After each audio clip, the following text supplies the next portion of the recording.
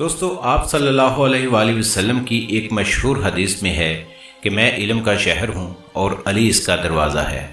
گویا قیامت تک اور زمانوں تک یہ اصول وضع کر دیا گیا کہ جس کو حیرات علم درکار ہوگی اسے اس دروازے پر آنا ہوگا۔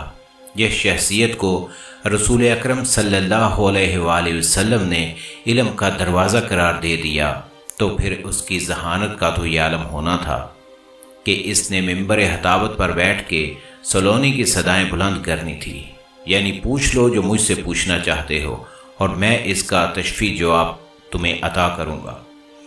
بے شمار واقعات حضرت علی کی ذات گرامی سے منسوب ہیں کہ جب بظاہر پیچیدہ نظر آنے والے کسی مسئلے یا کسی سوال کا حل آپ نے اپنی ذہانت اور کمال علم کی بدولت چند لمحوں میں پیش کر دیا۔ آج ہم حضرت علی رضی اللہ تعالیٰ عنہ کی ذات گرامی سے منسوب ایک واقعہ آپ کے ساتھ شیئر کرنے جا رہے ہیں۔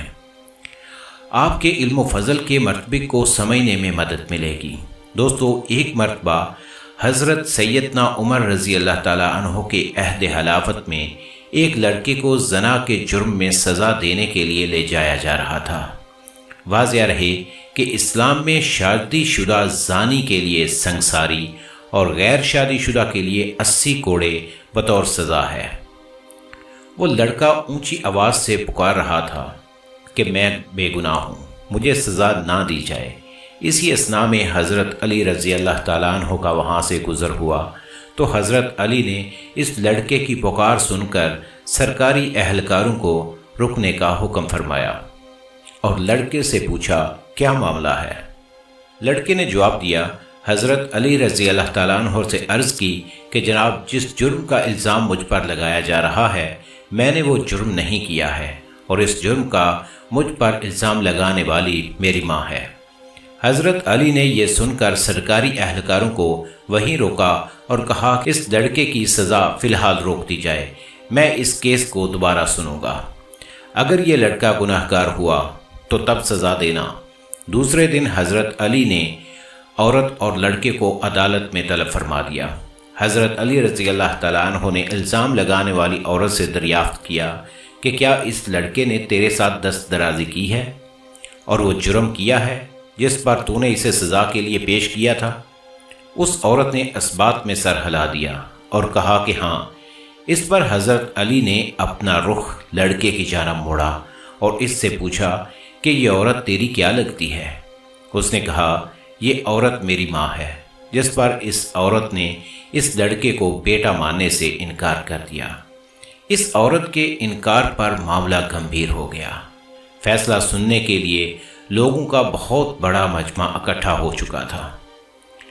حضرت علی رضی اللہ تعالیٰ عنہ نے فرمایا، تو اچھا ہے اے عورت، میں اس لڑکے کا تیرے ساتھ اتنے حق کے مہر کے بدلے نکاح کرتا ہوں۔ تو عورت چیخ اٹھی کہ اے علی، کیا کسی بیٹے کا ماں کے ساتھ نکاح ہو سکتا ہے؟ حضرت علی نے جواب فرمایا کہ تیرے اس دعوے کا کیا مطلب ہے؟ اس عورت نے جواب دیا، اے علی، یہ لڑکا تو واقعی میرا بیٹا ہے۔ اس پر سیدنا علی رضی اللہ تعالیٰ عنہ نے فرمایا کہ کیا کوئی بیٹا اپنی ماں کے ساتھ دست درازی کر سکتا ہے؟ عورت نے کہا کہ ہرگز نہیں۔ تو حضرت علی رضی اللہ تعالیٰ عنہ نے پوچھا کہ تو نے اپنے بیٹے کے اوپر ایسا گھٹیا الزام کیوں لگایا؟